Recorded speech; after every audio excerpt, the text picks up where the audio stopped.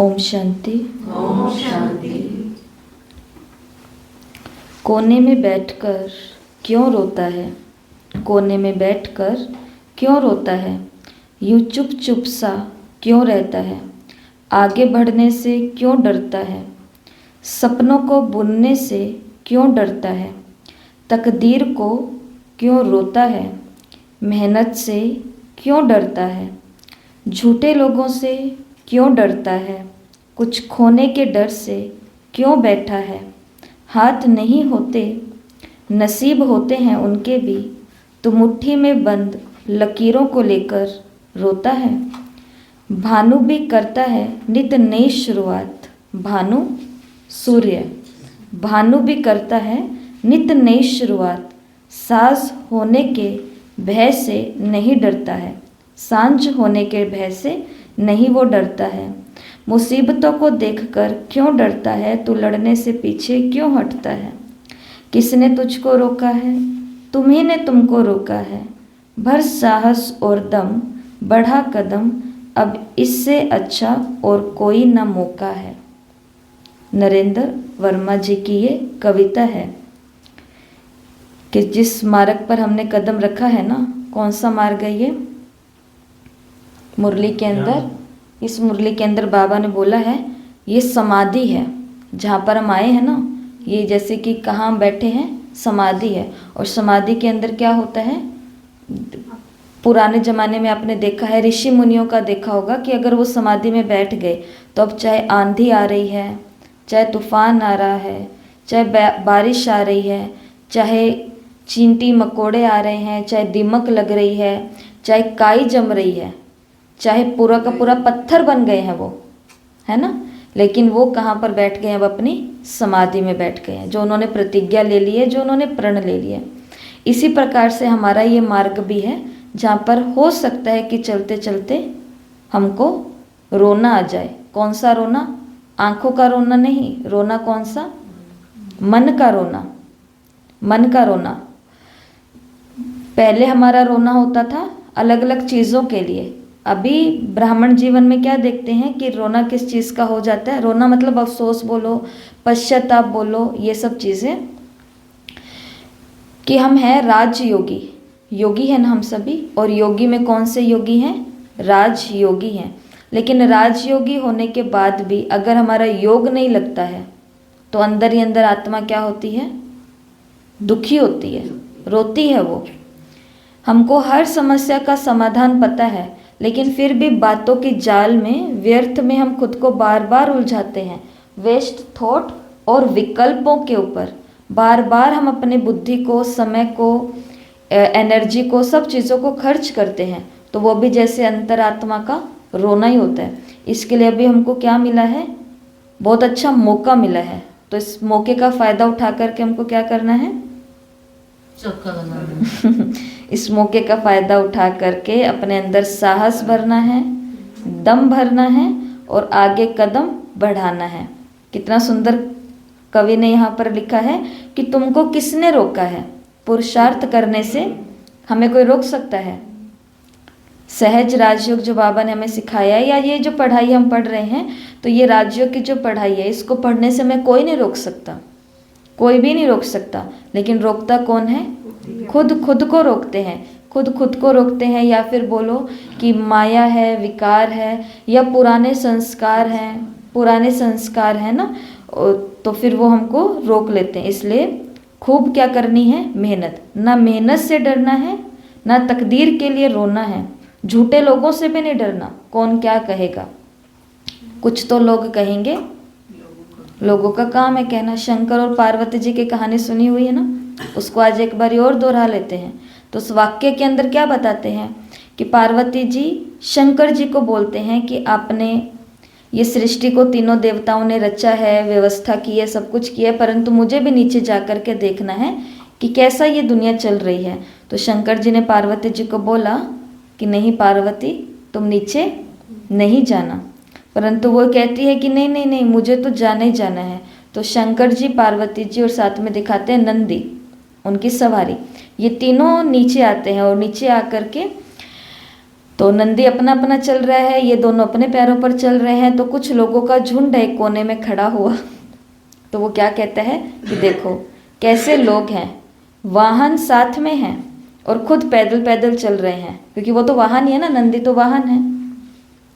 किसी के साथ मोटरसाइकिल हो, किसी के पास स्कूटी हो, स्कूटी को भी ऐसे चला रहा है, खुद भी ऐसे चल रहा है। वो तो उसके अंदर ईंधन नहीं है, उसका कोई नुकसान है, वो बात अलग है, परंतु सब कुछ सही और उसको चला रहा है और खुद भी चल रहा है, तो उसको तो लोग हंसेंगे ही ना कि तुम पैदल क्यों चल रहे हो, इसके ऊपर बैठो। तो पार्वती जी और शंकर को भी लगता है कि बात तो सही है, तो वो क्या करते हैं, दोनों उसके ऊपर बैठ जाते हैं, वाहन के ऊपर, नंदी के ऊपर। थोड़ा और आगे चलते हैं तो फिर लोगों का झुंड है। तो लोग क्या कहते हैं कि देखो भाई कितना बुरा समय आ गया है, कितने निर्दयी प्राणी है ये, कितने हष्ट पुष्ट नौजवान होते हुए इस बेचारे नंदी के ऊपर दोनों जने बैठे हैं। तो उनको लगता है कि अरे ये क्या हो गया।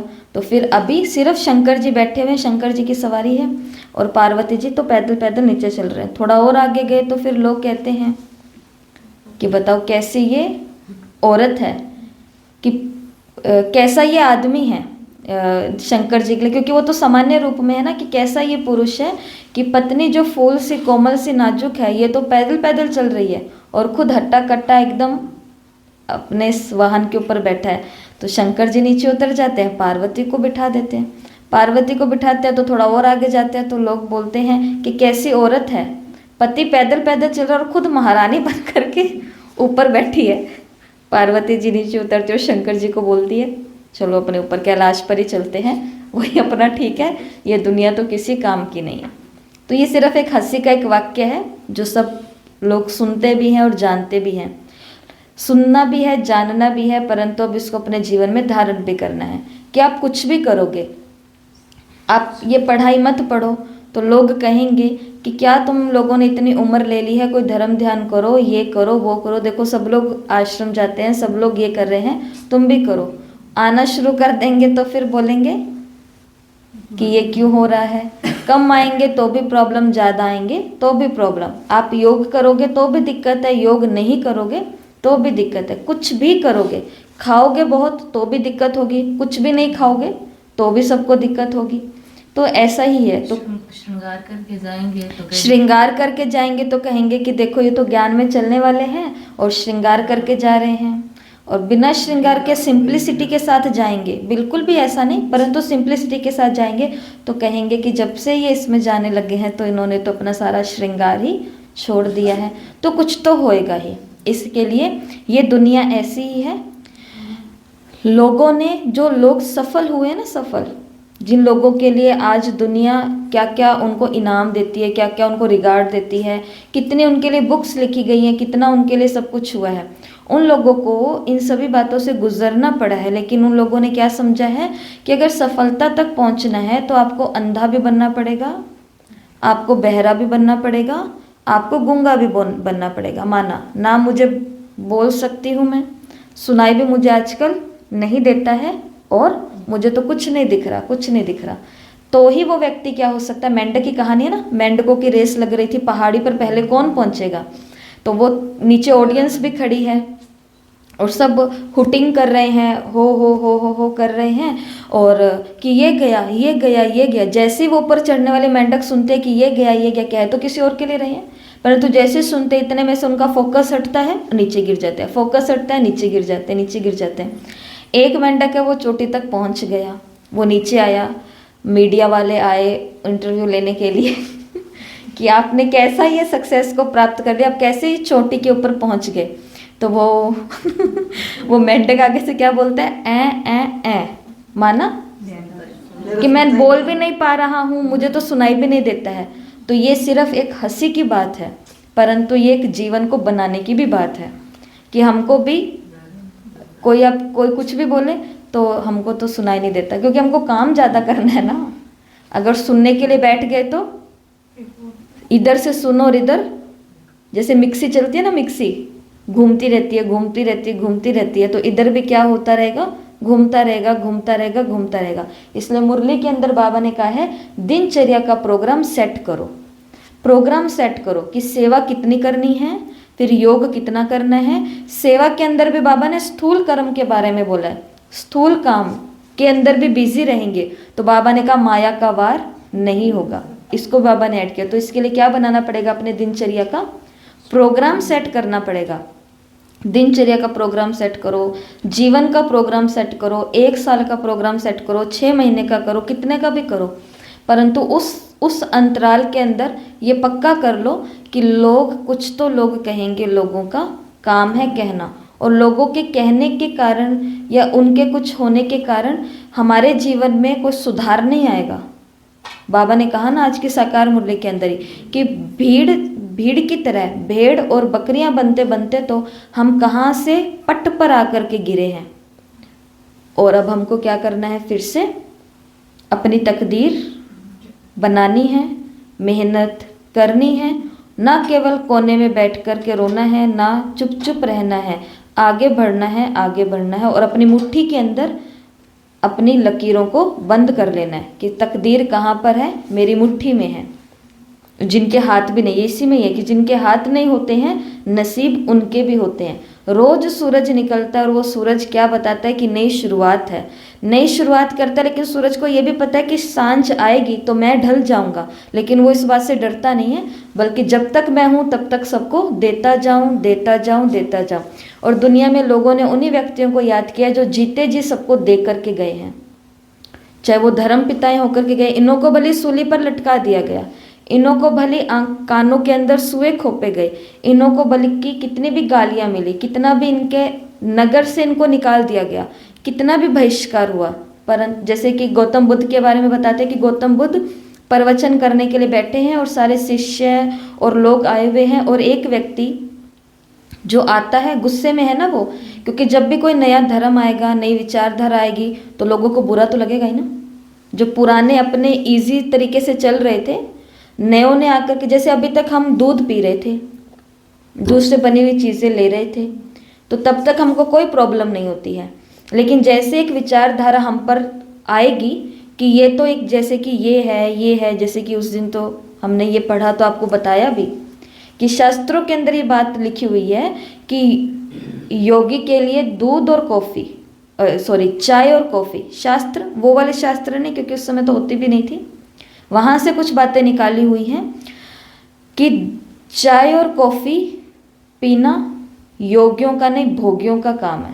तो अंग्रेज आने के बाद ही हुआ। अंग्रेज आने के बाद ही हुआ ना, तो इसके ऊपर इसलिए तो फिर महात्मा गांधी जी का सब कुछ बताते हैं कि क्यों इन्होंने ये दूध और ये सब चीज़ें छोड़ी। तो जब तक, तो अभी जो ये वीगनिज्म वाला चल रहा है कि वीगन बनो, वीगन बनो, वीगन बनो, तो जो ये वीगन बनने का प्रचार करते हैं या प्रसार करते हैं, तो इन लोगों की बहुत निंदा की गई विदेशों के अंदर, बहुत इनका बहिष्कार भी होता है, बहुत इनका ये, क्योंकि जो अलग अलग मैनेजमेंट वाले हैं, अलग अलग कंपनी वाले हैं, अलग अलग सोर्स वाले हैं, जिनकी कमाई इन सब चीज़ों से हो रही है, तो वो तो करेंगे ही ना। तो विद्रोह तो होता है, जब कोई भी नई विचारधारा आती है तो उसका विरोध होता है। ऐसे गौतम बुद्ध बैठे हैं, एक व्यक्ति आता है जिनको गौतम बुद्ध का नहीं पसंद है कि वो लोगों को संन्यास के बारे में बता रहे हैं, वैराग के बारे में बता रहे हैं, दीक्षा के बारे में बता रहे हैं, तो एक व्यक्ति आता है और गौतम बुद्ध के आगे थूक करके चला जाता है। फिर अगले दिन आता है जहाँ पर प्रवचन होता है, फिर थूक के चला जाता है, फिर आता है, फिर थूक। तो आनंद जो उनका परम शिष्य है, तो वो उनको बोलते हैं कि ऐसा कैसे, आपको बिल्कुल भी वो नहीं लग रहा कि जैसे आपका ये अपमान हो रहा है। तो फिर वो आगे से क्या बोलते हैं गौतम बुद्ध, वो कहते हैं ये मेरा अपमान नहीं हो रहा है, वो बस रोज आ रहा है मेरे कुछ किए गयों को उतारने के लिए। ये उन्होंने स्वीकार कर लिया कि जैसे बाबा हमको बोलते हैं कि आत्मा अपना पाठ बजा रही है, तो अंधा भी बनना पड़े, तो बहरा भी बनना पड़े, और गूंगा भी बनना पड़े, अगर हमको इस मौके का फ़ायदा उठाना है तो। नहीं तो जैसे वो सालों के साल निकल गए, दिन बीतता है, महीने बीतते हैं, साल बीतते हैं, ऐसे ही तो फिर ये जीवन भी कहाँ बीत जाएगा किसी को भी नहीं पता चलेगा। तो आज 2 मुरलियाँ हैं, दोनों मुरलियों का अध्ययन रात को सभी ने किया है। पहली मुरली तो बहुत बड़ी है, इसलिए आज 2 ही मुरलियाँ हैं। तो पहली मुरली है 28 जुलाई 1971 की, और मुरली की हेडिंग थी आकाश में निराकार को देखने का अभ्यास। ठीक है, तो इस मुरली में बाबा ने जो मेन बातें कही उसकी हम थोड़ी चर्चा कर लेते हैं। इस मुरली के यहाँ पर VIP लिखा हुआ है ना, सबको दिख रहा है VIP। VIP का मतलब क्या होता है? Very important person. Very important person, ठीक है। और इसको हम क्या लेंगे, वेरी इंपॉर्टेंट पॉइंट्स, कि अब रहे हैं 7 दिन कल को मिला करके। कल का जो दिन गया 15 भट्टी था, 15वां दिन था, तो 21 दिन, तो टोटल 7 दिन के अंदर, जैसे कल की भी आपको मुरली ग्रुप में बता दी जाएगी कौन सी थी, तो 7 दिनों के अंदर जो भी हम 18 या 20 मुरलियाँ पढ़ने वाले हैं, ये हमने लक्ष्य लिया था फाइनल मुरलियाँ, तो उसमें से 7 मुरलियाँ आपको वीआईपी बताई जाएगी। जैसे क्लास के अंदर ऐसा ही होता है, इंपॉर्टेंट क्वेश्चन बता देते हैं, टीचर बता देते हैं ना कि ये वाला ध्यान से पढ़ लेना, ये वेरी इंपॉर्टेंट है, इसमें से आएगा। तो स्टूडेंट अपना वो तो पढ़ता ही है, परंतु जिसमें से पक्का पक्का टीचर ने पेपर बनाया है तो फिर उसके ऊपर उसका ज़्यादा फोकस रहता है। पेपर होगा 50 नंबर का, पेपर 50 नंबर का होगा, और 50 में से पास कितने वाला होगा, 25 वाला पास होगा। तो मतलब 25 प्रश्न जो करेगा सही वो पास हो जाएगा। लेकिन 25 में से जो 20 प्रश्न आने वाले हैं वो इन मुरलियों में से आएंगे। जैसे एक मुरली तो आपको ये बता दी 28/7/71 की, इस मुरली को बहुत अच्छे से पढ़ लेना। जो 20 प्रश्न आने वाले हैं, तो सही है। ये सही है, ठीक है। तो कल की भी 18, 19 और 24 तारीख की मुरली थी, तो उसमें से भी एक मुरली ग्रुप के अंदर मैं नाम लिख करके भेज दूंगी, तो एक मुरली वो भी तैयार कर लेना, वो भी बहुत इंपॉर्टेंट है। कि इन 7 मुरलियों, इन 7 दिनों में जो हम मुरलियाँ देखने वाले हैं, उसमें से जो आपको वेरी इंपॉर्टेंट बताई जाएंगी उनको बहुत ध्यान से पढ़ना। 20 प्रश्न उसमें से आने वाले, मतलब पास होने वाले नंबर तो हम लगभग ले ही लेंगे, पर हमको केवल पास तो नहीं होना ना, हमको तो ऑनर, पास विद ऑनर, ठीक है। तो ये पहले बता दिया। और इस बारी जो पेपर होगा वो एक घंटे का नहीं होगा, क्योंकि 1 घंटे के बाद तो बहुत टाइम बच जाता है। तो अब पेपर सिर्फ आधे घंटे का ही होगा, क्योंकि आपने पिछली बार अनुभव भी करके देख लिया है, और कईयों ने तो उसको बार बार करके देख लिया। जब तक 50 में से 50 नहीं आए तो सांस नहीं लिया। मतलब कि कईयों के तो बार बार उधर मैसेज आते जा रहे थे कि अभी, क्योंकि उनको अपने नंबर दिख नहीं रहे थे, उनके साइट की तरफ से कोई प्रॉब्लम आ रही थी, तो उनके बार बार मैसेज आ रहे हैं कि मेरा अब देखो कितने नंबर आ गए, तो उनको फिर बताया। अब मेरे देखो दीदी कितने आ गए, तो बताया। कम से कम 7 से लेके 8 बारी तक तो उनको उनके नंबर बताए, पर जब उसके 50 में से 50 आ गए तो उसको शांति मिल गई, और मुझे भी। तो ऐसा, तो पेपर होगा आधे घंटे का, और 50 प्रश्न 25 वाला पास होगा। तैयारी के लिए 3 या 4 दिन सबको ही मिलेंगे, ठीक है। तो पहली मुरली है आकार में निराकार को देखने का अभ्यास। बाबा ने कहा आत्मा का स्वरूप क्या है, निराकार है। आत्मा का स्वरूप निराकार है। तो रूप को देखते हो या रूप को देखते हो, क्योंकि अब तो अंतर को भी जान गए और महामंत्र को भी जान लिया। कल बाबा ने अंतर बताया था और मंत्र बताया था। अंतर कौन सा था, कौन से अंतर की बात की थी कल?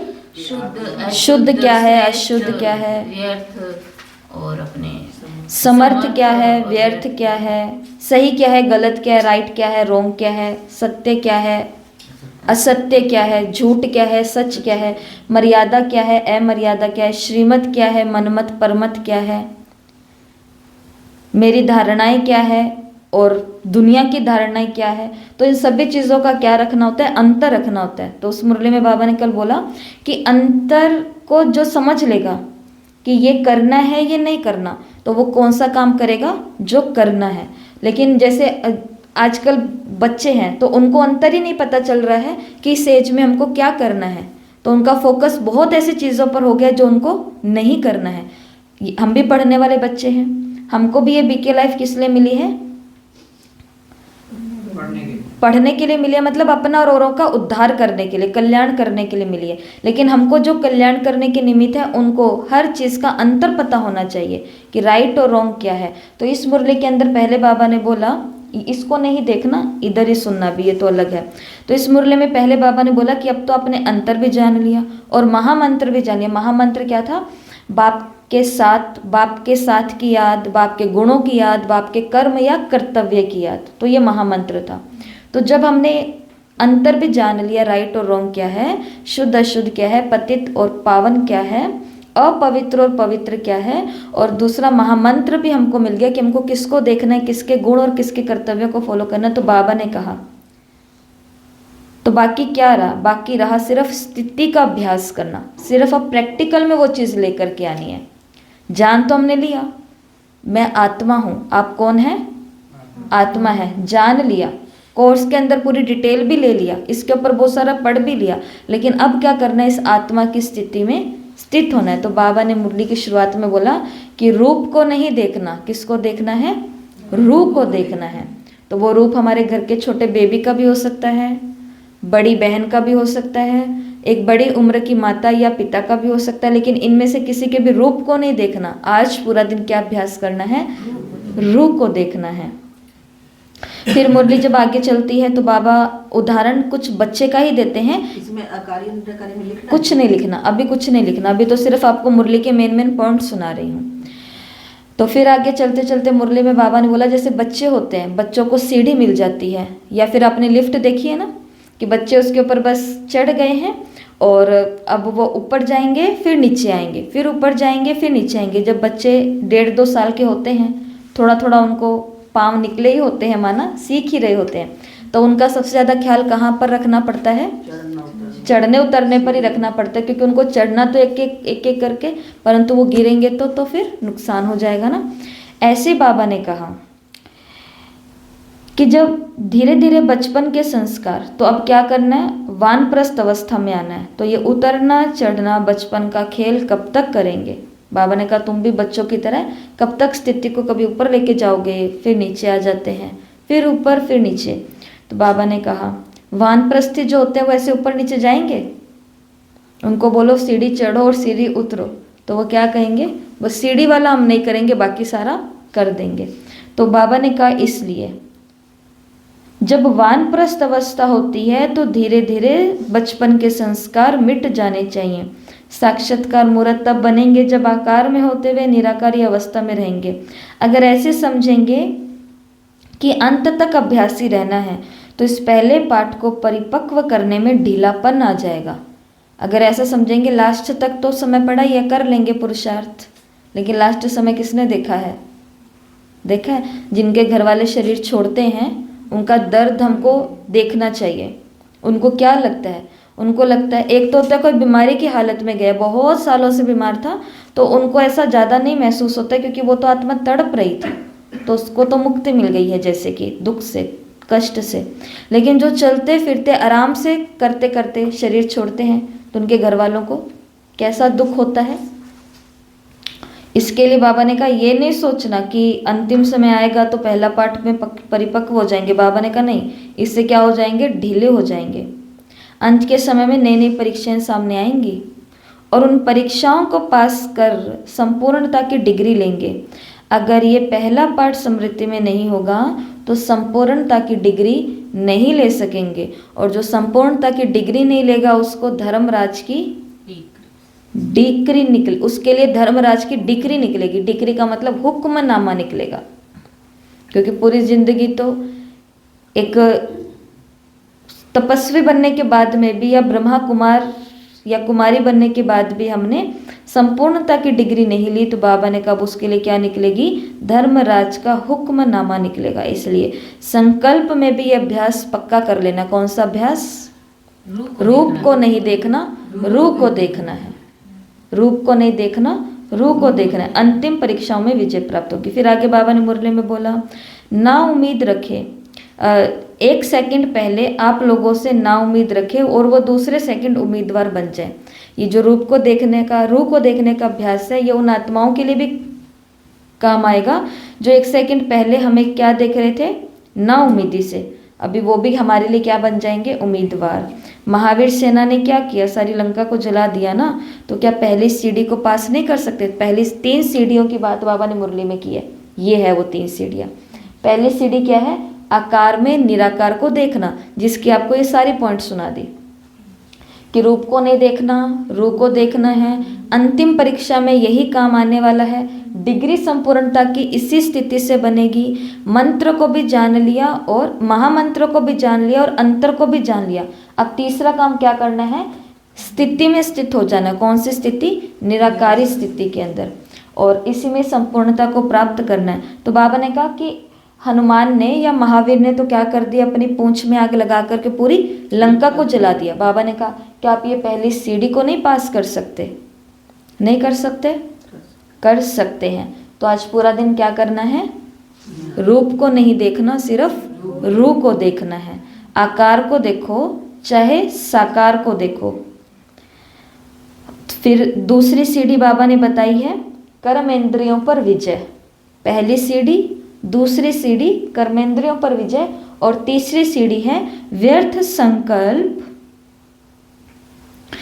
संकल्प और विकल्पों के ऊपर विजय। तो 3 काम पहली मुरली में बाबा ने विशेष हमें दिए हैं। कौन कौन से?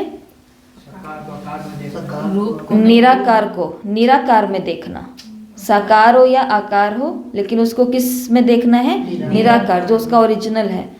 इस एक तो इसमें विजय प्राप्त करनी है, इसमें पास होना है। दूसरा कर्मेंद्रियों पर विजय प्राप्त करनी है, क्योंकि इसमें भी पास हो जाते हैं कई के, लेकिन हार कहाँ खा लेते हैं? कर्मेंद्रियों पर। और कर्मेंद्रियों में भी सबसे ज्यादा धोखा देने वाली आंखें हैं। आंखें सब कुछ देखती हैं, है ना। और तीसरा क्या है? व्यर्थ संकल्प और विकल्प, इनके ऊपर भी विजय प्राप्त करनी है। मुरली में आगे आगे बाबा बोलते हैं कि ब्रह्मा कुमार बनने के बाद मनसा संकल्प, ये तो ब्रह्मा कुमार बनने के बाद ही माया आती है। शूद्र कुमार के पास माया आती है क्या? शूद्र कुमारी या शूद्र कुमार के पास कभी माया आती है? नहीं आती है। माया किसके पास आती है? ब्रह्मा कुमार के पास आती है। किस लिए आती है? लड़ने के लिए नहीं आती है, विजयी बनाने के लिए आती है। फिर आगे आगे आगे चलते हुए बाबा ने मुरली में कहा, ये बहुत विशेष पॉइंट है, कि संकल्प से, बुद्धि से, चाहे स्थूल कर्मणा से जितना फ्री रहते हो उतना माया चांस लेती है। माया क्यों आती है हमारे पास? क्योंकि हम या तो संकल्प से या बुद्धि से या स्थूल कर्मणा से फ्री रहते हैं, तो माया चांस ले लेती है। अगर स्थूल और सूक्ष्म दोनों ही रूप से अपने को सदैव बिजी रखो तो माया को चांस नहीं मिलेगा, और स्थूल कार्य भी रुचि से करो तो माया नहीं आएगी। तो बाबा ने तीनों बता दिए हैं। संकल्प में, बुद्धि में और स्थूल कर्म में बिजी रहते तो माया आती है। इसलिए स्थूल और सूक्ष्म दोनों रूप से अपने को क्या रखना है? बिजी रखना है। फिर आगे बाबा ने रूहानियत को ऐड करना है। तीनों स्थिति में अलौकिक रहना है। संकल्प में, वाचा में, कर्मणा में। पांव धरती पर नहीं समझने हैं, खुद को फरिश्ता रूप में देखना है। देह से न्यारी, देह रूपी धरती से ऊंचा रहना है, तो फिर यही खुशी की निशानी है। ऐसे ऐसे सब मुरली में बताइए। मुरली आपकी वैसे भी वेरी इंपॉर्टेंट है, तो इसको आप और भी अच्छे से पढ़ लेना। तो इस मुरली की 3 बातें सबको याद रखनी है। अभी हम एक एक्टिविटी करेंगे इन्हीं तीनों पॉइंट के ऊपर, ठीक है। इसके लिए आपको खड़ा होना पड़ेगा, सबको खड़ा होना पड़ेगा। सभी माताएं खड़ी होकर के, तो यहाँ ये जगह पड़ी है ना, इधर एक जगह में लाइन बना लो। थोड़ी पैरों की एक्सरसाइज भी हो जाएगी आपकी, खड़े होते बाहर निकलते निकलते। लाइन बना करके मुंह पीछे कर लो घड़ी की तरफ। इधर रखो आप कैमरा और इधर करो। पलट तो दो कैमरा, तो पीछे मुंह करके खड़े हो जाओ। थोड़ा आगे आगे हो जाओ ना, पीछे और भी आ रहे हैं, आगे हो जाओ। भाई जी आप बैठ जाओ, लाइट नहीं है ना। ठीक है, खड़े हो गए हैं। नीचे नीचे नीचे नीचे। ममता बहन को पीछे कर दो, अंजू बहन आगे हो जाएंगे। अभी किसी को पीछे नहीं देखना है, माताओं को सिर्फ। अभी मैं क्या करने वाली हूँ, 3 एक्शन बताने वाली हूँ। तो वो एक्शन आप सभी को एक दूसरे को बताना है। सिर्फ पीछे वाला अपने पीछे वाले को देखेगा, आगे वाला। ममता बहन आप मुझे देखो सिर्फ। जैसे ये पहला पॉइंट है, आकार में निराकार को देखना। कोई पीछे नहीं देखेगा, चीटिंग नहीं करेगा। आकार में निराकार को देखना। तो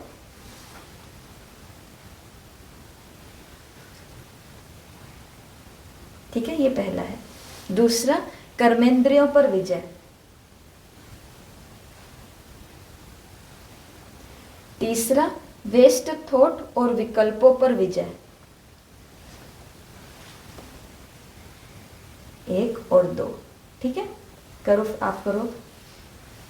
आकार को नहीं, निराकार को देखना है। ठीक है,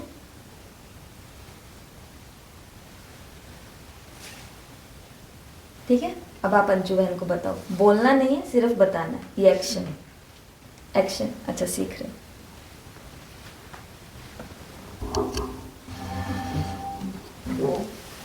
आकार में निराकार। अब आप करो।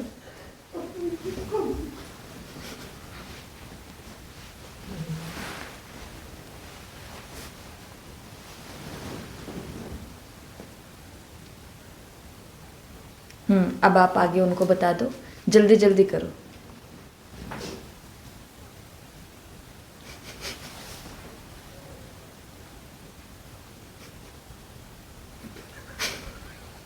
जितना है अब आप आगे, हो गया तो अच्छा।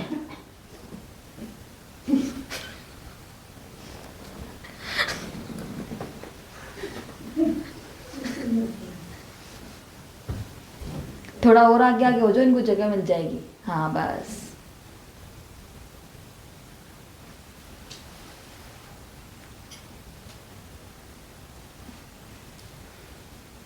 माता एंजॉय कर रही हैं।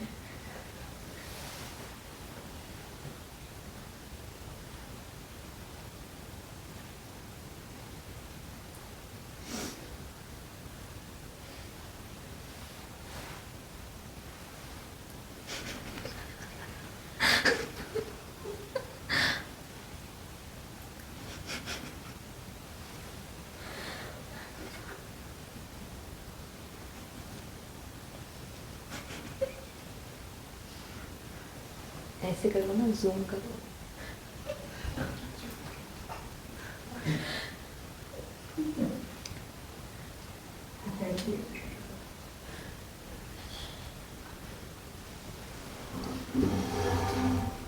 हो गया? चलो सब अपने अपनी जगह पर बैठो। सुनीता बहन और ममता बहन नहीं बैठेंगे, केवल सब अपनी अपनी जगह पर बैठो और देखो। सुनीता बहन आओ, बताओ क्या आपको सिखाया आपके पहले वालों ने? बताओ, इधर आके करो।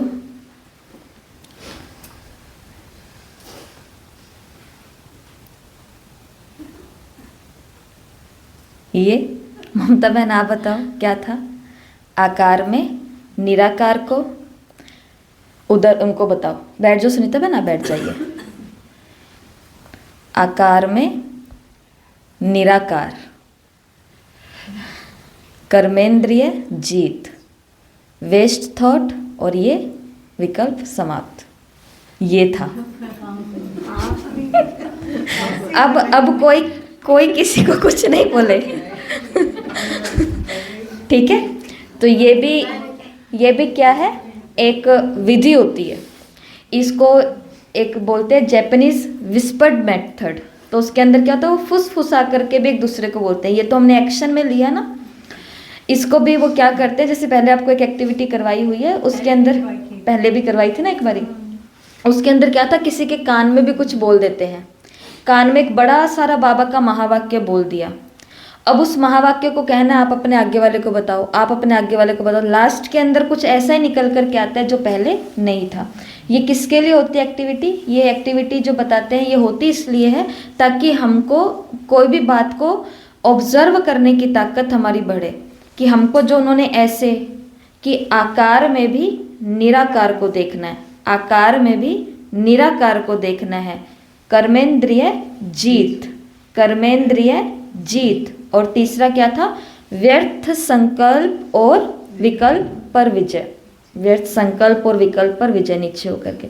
तो इससे ये भी चीजें करने से क्या हो जाता है कि माना इससे हमारी वो पावर बढ़ती है कि हमको एक ही बारी में कोई कुछ बता दे और हमको वो याद हो। ये तो हमने आज पहली बारी किया, तो ऐसा तो ये थोड़ा फन भी हो जाता है। तो ये 3 बातें, 3 सीढ़ियाँ हैं जो सबको याद रखनी है। इन तीनों चीज़ों पर हमें विजय प्राप्त करनी है। ठीक है, बिना देखे बोलो कौन सी 3 चीज़ें हैं? आकार में निराकार को, कर्मेंद्रियों पर जीत, व्यर्थ संकल्प पर और विकल्पों पर विजय। व्यर्थ संकल्पों पर और विकल्पों पर विजय। व्यर्थ संकल्प तो सबको भली भांति मालूम है, परंतु विकल्प क्या होते हैं? विकल्प का मतलब ऑप्शन। जैसे मैं ये भी कर सकती हूँ, मैं ये भी कर सकती हूँ, ये भी हो सकता है, ये भी हो सकता है, परंतु ये भी नहीं है। वो क्या है? बाबा को याद करने की 18 सहज विद्या बताई थी, उसमें से जो मधुबन का आंगन था वहां पर कौन सी बाबा की पॉइंट रखी थी याद करने की? वरदान। जो आपको याद की 18 सहज विद्या बताई थी, उसमें से मधुबन के आंगन में बाबा को याद करने की कौन सी विधि हमने रखी थी? रास्ता। लक्ष्मी बहन ने बोला, ताली बजाओ लक्ष्मी बहन के लिए। रास्ता, एक रास्ता। तो इसके लिए विकल्पों पर भी हमको विजयी बनना है। रास्ता सिर्फ क्या है? एक है, दो रास्ते है ही नहीं। वो जो बताया था ना कि एक बुक है विदेश की, उसके अंदर वो लेखक ने बताया है, मतलब उस बुक के अंदर स्वर्ग की बहुत सारी बातें बताई हुई है। शायद हो सकता है कि वो ब्रह्मा कुमारी हो अभी कहीं पर भी। तो उसके अंदर क्या है? बहुत ऐसी बातें हैं जो बाबा ने मुरलियों के अंदर बताई है कि स्वर्ग में क्या होने वाला है, क्या होगा। उसने बहुत सारी चीज़ें स्वर्ग के बारे में बताई है, और उसने अपने आप को भी उस जगह पर देखा है, और वो अपने उस लेखन के अंदर लिखता है कि मैं बस स्वर्ग में जाने ही वाला था।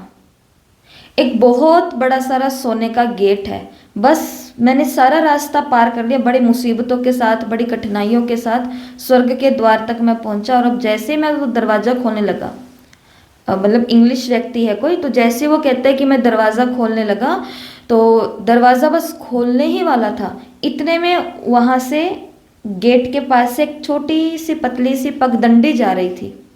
और बस मैंने ऐसे देखा कि ये पगडंडी कहाँ जा रही है, और मैंने उधर पैर रखा और सीधा मैं कहाँ आ गया? नर्क में आ गया। वापस मैं नर्क में आ गया। सांप सीढ़ी का खेल देखा है ना?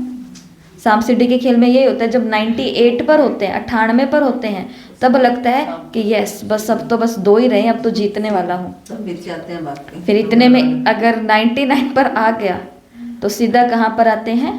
3 या 5 7 पे, यहाँ पर बिल्कुल ही फर्स्ट लाइन के अंदर आ जाते हैं। तो ये मार्ग ऐसा ही है कि बस हमें लगेगा ही अब हम बस संपूर्ण बनने ही वाले हैं, इतने में अंदर कौन सा विकार छिपा हुआ है, कौन सा विकल्प छिपा हुआ है, वो सामने आ जाता, और छोटी सी पगडंडी हमको कहाँ ले जाती है? फिर से वही व्यर्थ में, वही नर्क में, वही फालतू चीज़ों के अंदर। तो ये भी अपने आप को हमें देखना है। दूसरी मुरली है जिसके अंदर बाबा ने कहा स्वयं की स्टेज को सेट करने की विधि। स्वयं की स्टेज को सेट करने की विधि, तो इसमें बाबा ने अलग अलग बातें की। पहला तो बाबा ने कहा समर्पण। किसका समर्पण? मुरली पढ़ी है ना रात को सभी ने? तो समर्पण, किसका समर्पण? समर्पण अर्थात देखो बाबा की मुरली में समर्पण के ऊपर बहुत सारी मुरलियाँ हैं, और जितनी भी मुरलियाँ पढ़ोगे उसमें सब में अलग अलग बातें कही हुई है, तो उसमें कंफ्यूज नहीं होना होता है। कंफ्यूज कब होते हैं? जब मुरली को एक ही बारी पढ़ा है, एक ही बारी देखा है और निकाल दिया है। लेकिन जब मुरलियों को हम 10-10 बारी भी पढ़ लेंगे, 5-5 7-7 10-10 बारी भी, तो हमको हर मुरली के अंदर से याद हो जाएगा कि समर्पण का ये भी मतलब होता है, ये भी होता है, ये भी होता है। तो इस मुरली के अंदर समर्पण अर्थात बहुत सुंदर बाबा ने मतलब बताया कि समर्पण का मतलब क्या होता है। बहुतों को लगता है कि समर्पण का मतलब क्या होता है? फंक्शन हो, फंक्शन। समर्पण का मतलब मधुबन के अंदर फंक्शन होगा, लौकिक परिवार वाले आते हैं, रैली निकलेंगी, हमारे अपने शहर के अंदर भी बैच लगेगा, शामदाना होगा, ब्रह्मा भोजन होगा, गिफ्ट्स की लेन देन होगी, बड़े आएंगे, छोटे आएंगे, ये होगा, वो होगा। तो ये हो गया मेरा समर्पण। लेकिन समर्पण ये नहीं है, ये तो पहला कदम है कि अब आप आ गए हो अंदर। 5 साल देख लिया अब आपने, 5 7 10 20 जितने भी साल देखना है आपने भी देख लिया, उन्होंने भी देख लिया। अब आगे क्या करना है? इसके लिए ये इतना ज़रूरी नहीं है, ज़रूरी है परंतु ये इतना ज़रूरी नहीं है, क्योंकि कितनों के समर्पण होने के बाद भी फेल हो जाते हैं वो। क्योंकि समर्पण कौन सा करना है? ये वाला समर्पण अर्थात जो भी ईश्वरीय मर्यादाओं के विपरीत संस्कार, स्वभाव व कर्म है, उनको समर्पण कर देना। समर्पण का मतलब क्या है? जो भी ईश्वरीय मर्यादाओं के विपरीत संस्कार है, स्वभाव है, कर्म है, उनको भी समर्पण कर देना। फिर हमारा समारोह कौन बनाएगा? बाबा मनाएगा। ईश्वरीय ईश्वरीय मर्यादाओं के विपरीत जो भी स्वभाव, संस्कार, कर्म है उनका समर्पण। तो हम सभी को पता है ना ईश्वरीय मर्यादाएं कौन कौन सी हैं। इनके विपरीत जो भी हमारे संस्कार, स्वभाव और कर्म हैं उनका क्या कर देना है? बाबा ने कहा समर्पण कर देना है। ऑलमाइटी अथॉरिटी कौन है? बाप है। बाप है ऑलमाइटी अथॉरिटी, और आप सभी हो मास्टर ऑलमाइटी अथॉरिटी। तो बाबा ने कहा ऐसा अपने को समझते हो, ऐसी अथॉरिटी की स्मृति की स्थिति की सेटिंग की है। तो यहाँ पर बाबा ने जैसे कि एक ऑटोमेटिक मशीन का उदाहरण दिया कि जैसे मशीन के अंदर कोई भी प्रोग्राम को सेट कर दिया जाता है, इसी प्रकार से बाबा ने कहा आप ऑलमाइटी अथॉरिटी के बच्चे हो तो आप कौन हो? Master almighty authority. और आप भी अपने स्मृति की क्या कर दो? सेटिंग कर दो। स्मृति को भी कौन सी स्मृतियां सेट करनी है? स्वमान वाली, कि मैं कल्प कल्प की विजयी आत्मा हूँ, मास्टर सर्वशक्तिवान हूँ, और मास्टर नॉलेजफुल हूँ, मास्टर नॉलेजफुल हूँ, मैं देवता हूँ, फरिश्ता हूँ, त्रिकालदर्शी हूँ, त्रिनेत्री हूँ, त्रिलोकीनाथ हूँ, सत्यम शिवम सुंदरम हूँ, गॉडली स्टूडेंट हूँ, शांत स्वरूपात्मा हूँ। कितना अच्छा है। अगर हमने खुद को सेट कर दिया, आज मैंने बटन दबा दिया, प्रोग्राम सेट कर दिया, आज का प्रोग्राम है शांत स्वरूप आत्मा, तो पूरा दिन ये स्वभाव, संस्कार और कर्म कैसे चलने चाहिए? शांत स्वरूप आत्मा के अनुकूल चलने चाहिए। तो पहली पॉइंट कौन सी याद रखेंगे इस मुरली की? समर्पण। तो समर्पण किसका? ईश्वरीय मर्यादाओं के विपरीत जो भी मेरे संस्कार, मेरे कर्म, मेरा स्वभाव है उसका समर्पण। तो इसके लिए तो चेकिंग करनी पड़ेगी हमको खुद की। दूसरी बाबा ने कही कि बाप क्या है? ऑलमाइटी अथॉरिटी है, सर्वशक्तिवान है, और आप उनके बच्चे क्या हो? Master almighty authority. तो मास्टर ऑलमाइटी अथॉरिटी को क्या करना है? अपने प्रोग्राम को सेट करना है, स्थिति के प्रोग्राम को सेट करना है, जैसे ऑटोमेटिक मशीन। तो ऑलमाइटी के साथ में ऑटोमेटिक मशीन को सभी याद रख सकते हैं। फिर आगे बाबा ने पांडवों को याद किया। पांडव कौन से? महाभारत काल के जो पांडव हैं, उन पांडवों का अंत में क्या दिखाते हैं कि वो मरजीवा बन गए, माना वो गल गए, पहाड़ पर जाकर के गल गए। तो बाबा ने कहा मरजीवा बनाया अर्थात गल गए। तो आप भी धरती से ऊंचे चले गए थे ना, पूरे गलकर आए हो, अपने में 100% निश्चय बुद्धि में हो, तो उनकी कभी भी हार नहीं हो सकती। तो इसके लिए चाहिए एक तो हिम्मत और दूसरा चाहिए उल्लास। अगर हिम्मत और उल्लास नहीं है तो प्रैक्टिकल में शो नहीं हो सकता, दोनों साथ साथ चाहिए। कोई बोलता है मेरे अंदर हिम्मत तो बहुत है, जैसे कल बाबा ने संडे की अव्यक्त मुरली चली तो उसके अंदर 2 शहरों को बधाई दी बाबा ने, 2 जोन को। किस किस को? गुजरात जोन को और बॉम्बे जोन को। क्यों बधाई दी बाबा ने? शिवरात्रि क्योंकि शिवरात्रि के बाबा ने कहा प्रोग्राम तो किए बड़े बड़े, परंतु बहुत दृढ़ता से और बहुत एकता से किए, और जितना इनको प्रोग्राम मिला था उससे भी ज़्यादा प्रोग्राम किए। तो प्रोग्राम कोई कर ले तो ये बोलने की हिम्मत तो सब में है, परंतु उमंग और उल्लास के साथ उसको फाइनल स्टेज तक प्रैक्टिकल में लेकर के जाना, इसके अंदर बाबा ने कहा ऊपर नीचे हो सकता है। तो सफलता के लिए क्या चाहिए? ये दोनों चाहिए। उल्लास मतलब उमंग भी चाहिए, उमंग उल्लास भी चाहिए, पर साथ साथ में हिम्मत भी चाहिए। हमें सारी मुरलियाँ कंप्लीट करनी है तो हिम्मत भी चाहिए, लेकिन केवल हिम्मत से तो नहीं होगी ना मुरलियाँ पूरी। तो उसके लिए हमको क्या चाहिए? उमंग चाहिए। उमंग क्या चाहिए कि इस मुरली के अंदर बाबा ने क्या कहा होगा, इस मुरली के अंदर बाबा ने क्या कहा होगा। और कल भी आपको कहा था मुरलियाँ चलते चलते चलते चलते एक मुरली ऐसी आ जाएगी जिसके अंदर हमारे पता नहीं कौन से बड़ी सारी परेशानी का समाधान हमको मिल जाएगा, हल हमको मिल जाएगा, और चित्त एकदम शांत हो जाएगा। तो क्या करना है? गल जाना, मतलब इस धरती से ऊपर चले जाना है। और कोई भी चीज़ को प्रैक्टिकल शो करने के लिए दोनों चीज़ें साथ साथ चाहिए। कौन कौन सी? हिम्मत और उल्लास। जैसे किसी को अपने घर, ये सबको समझ में आ जाएगा उदाहरण, कि मानो कि हम चाहते हैं कि घर की ये आत्मा है वो ज्ञान मार्ग पर चले, चलो ज्ञान पे नहीं भी चले लेकिन कुछ इसके जीवन में अच्छी धारणाएं तो हो जाए कम से कम।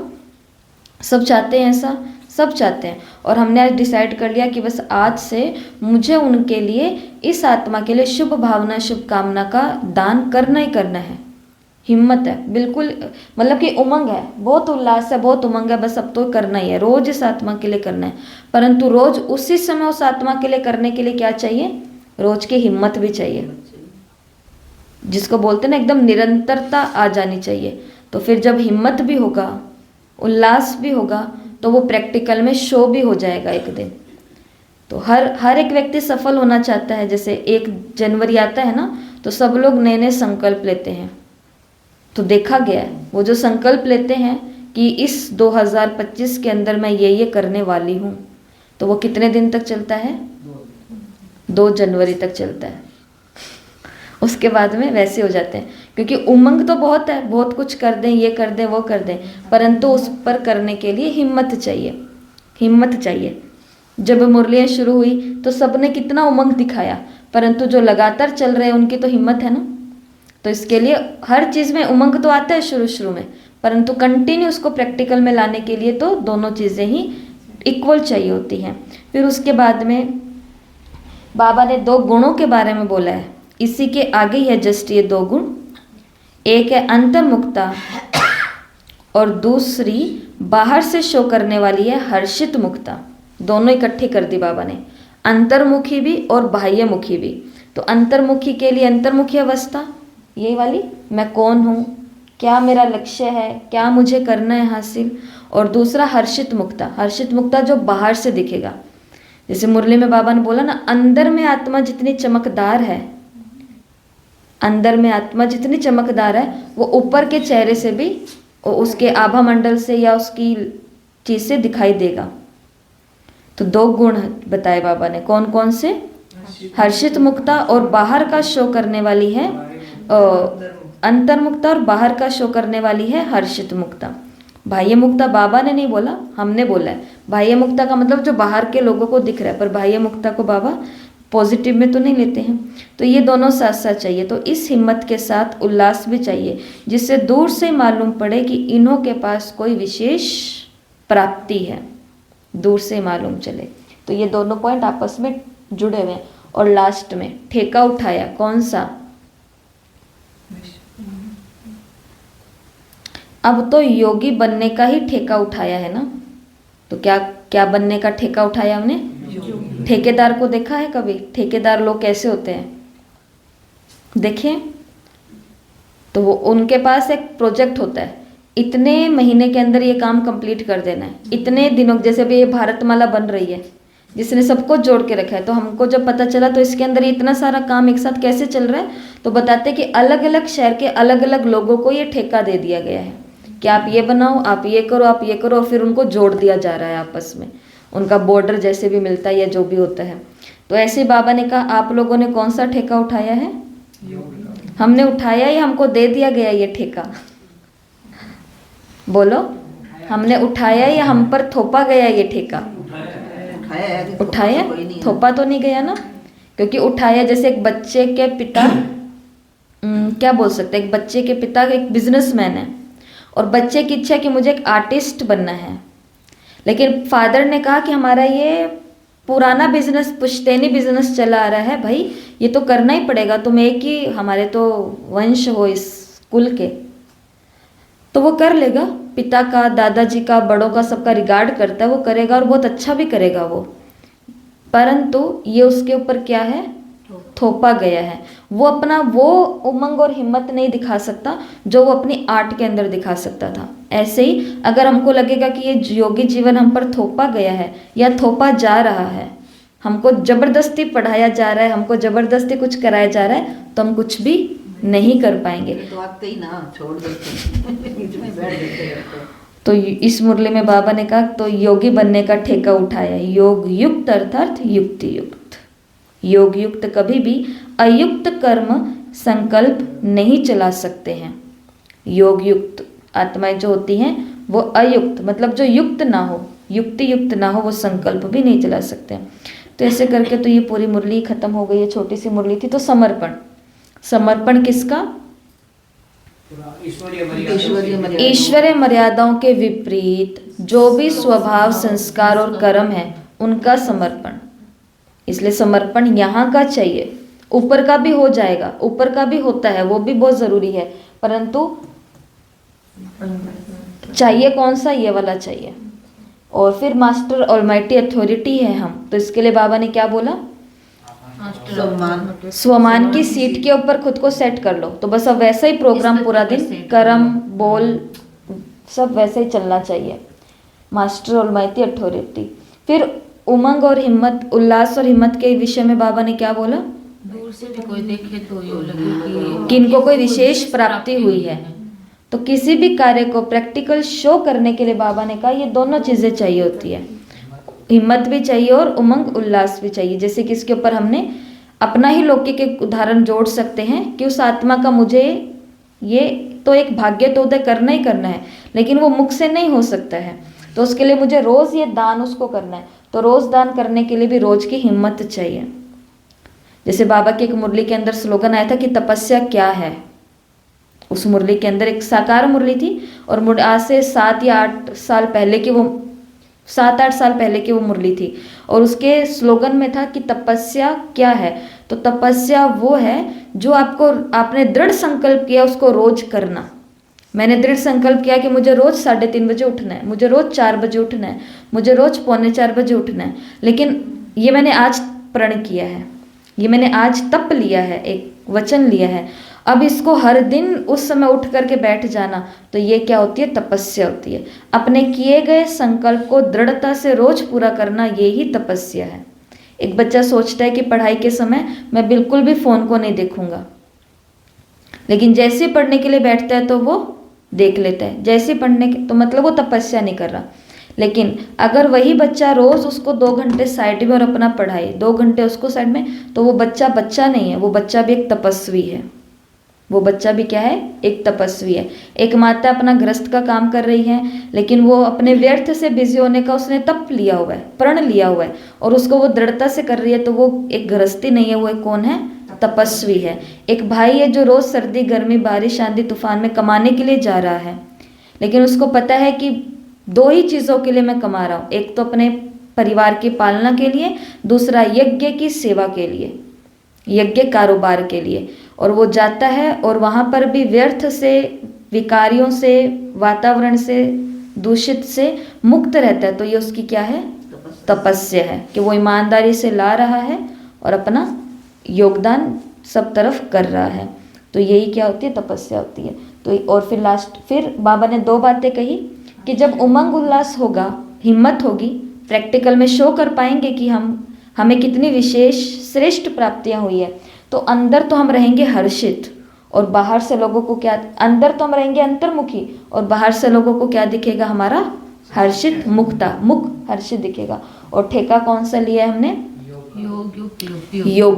योगी जीवन का, योगी बनने का ठेका लिया है। और योगी भी 1 घंटे या 2 घंटे वाला नहीं, योगी जीवन वाला, योगी जीवन। और योगी कौन होते हैं?